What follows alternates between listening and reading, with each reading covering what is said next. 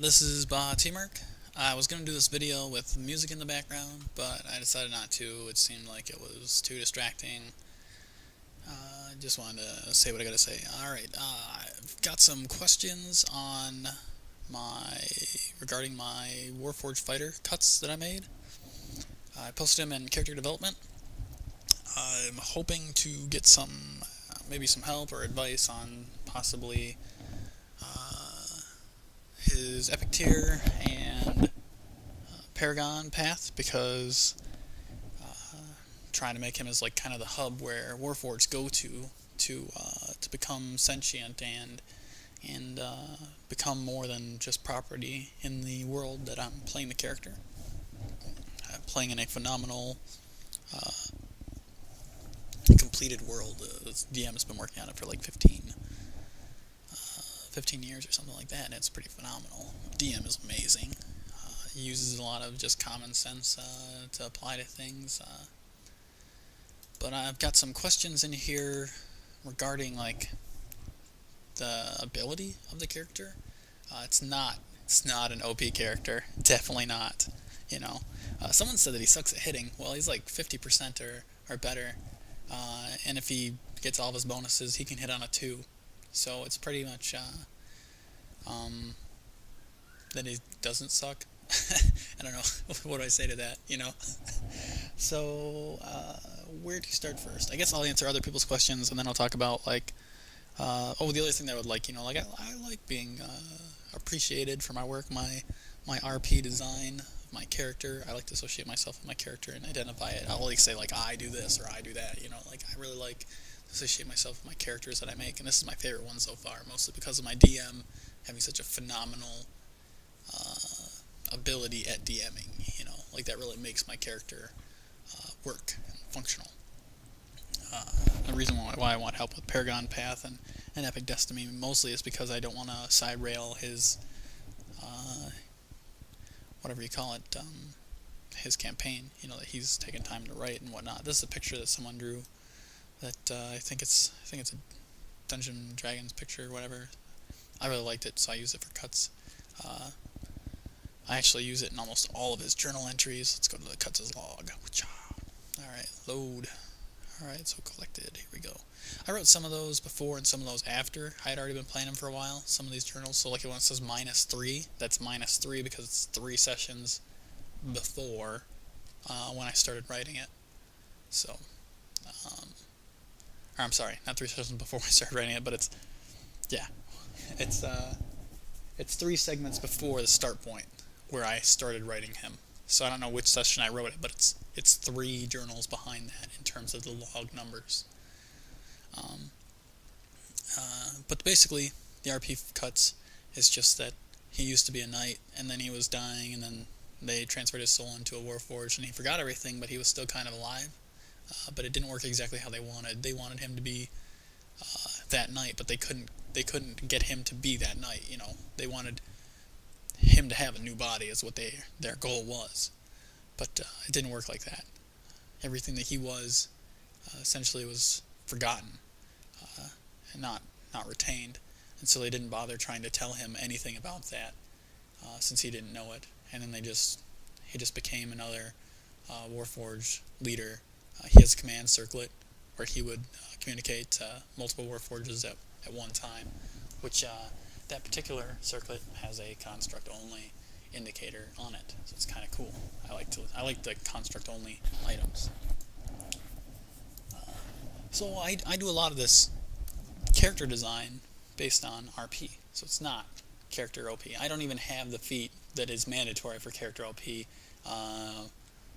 Weapon expertise of whatever weapon you're using. Heavy blade expertise. Okay. So that gives a +1 in every condition. Instead, I went for Warforged Tactics. I only get a +1 when my ally's near me. It adds to the RP. I also made him more of a tank.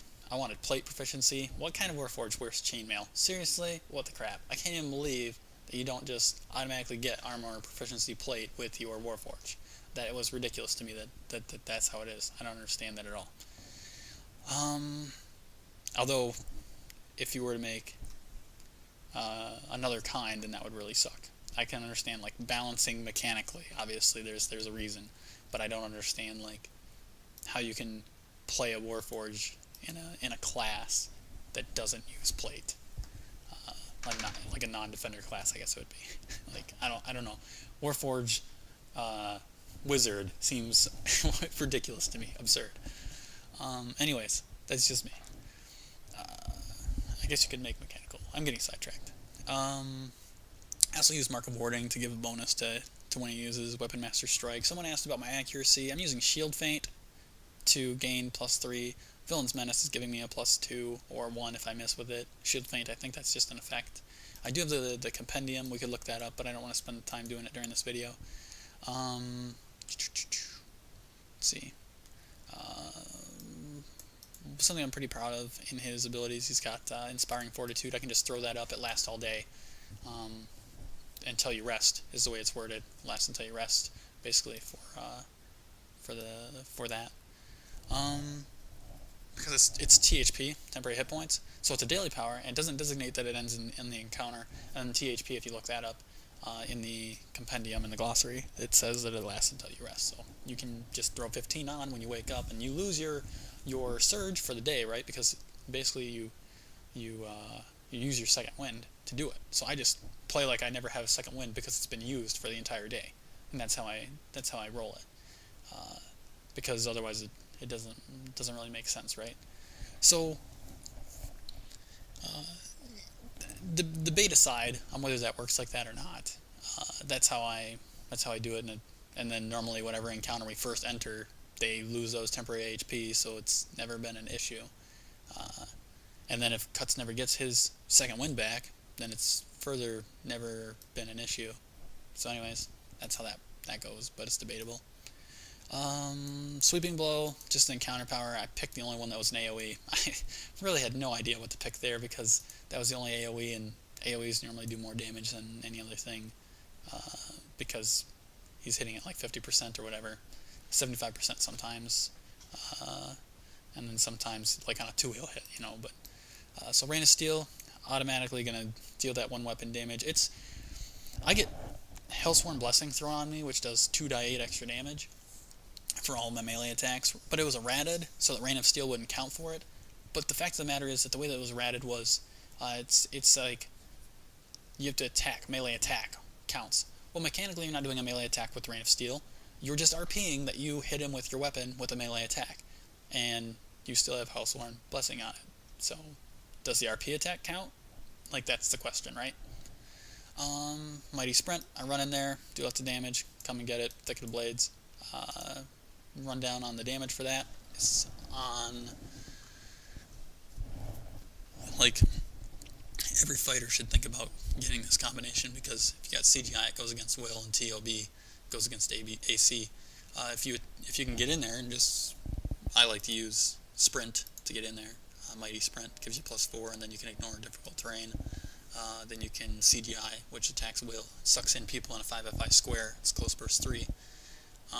And you do like 224 damage, right? Yes, 224 damage, I believe. And then TOB is at 224 again, because you got that same mathematical formula in there, but then you also do another 8 times 2 times die 12, which is 192. So if you add this all up, you get 864 possible. Well, if you're 50% accurate, so you throw CGI down, you're going to get 224 from Rain of Steel no matter what. CGI down, on 8 targets, you hit 4, alright? You TOB them, you hit 2. Okay, so as long as you can target 8 targets in a 5x5 square, which shouldn't be too hard, as long as your DM's not playing them all spread out, or if your group can lodge them into a location. Like some encounters, other powers might be more useful, but most encounters I play have lots of bad guys, and it's not an issue.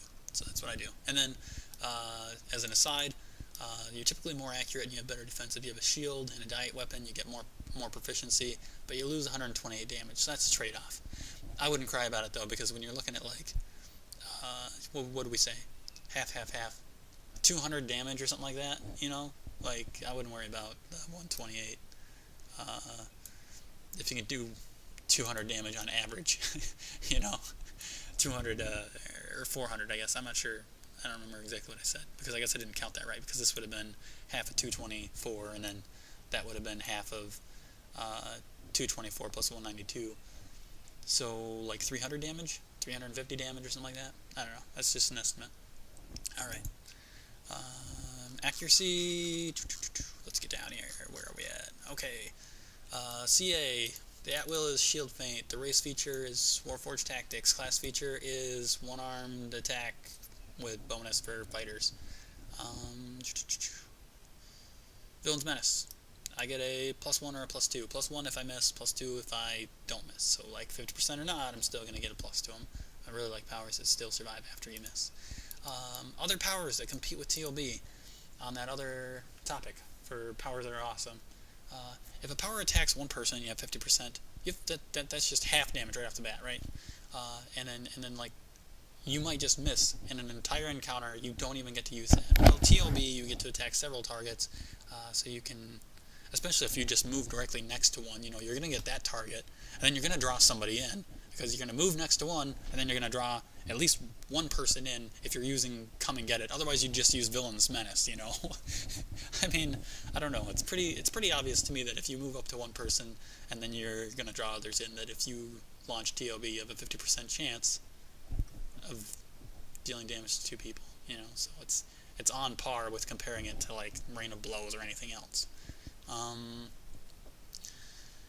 think I did some math wrong here, because if you add up these numbers, it's actually 21, and then this should be 14, this should be 21, this should be 14 and 23, and this should be the situation where I have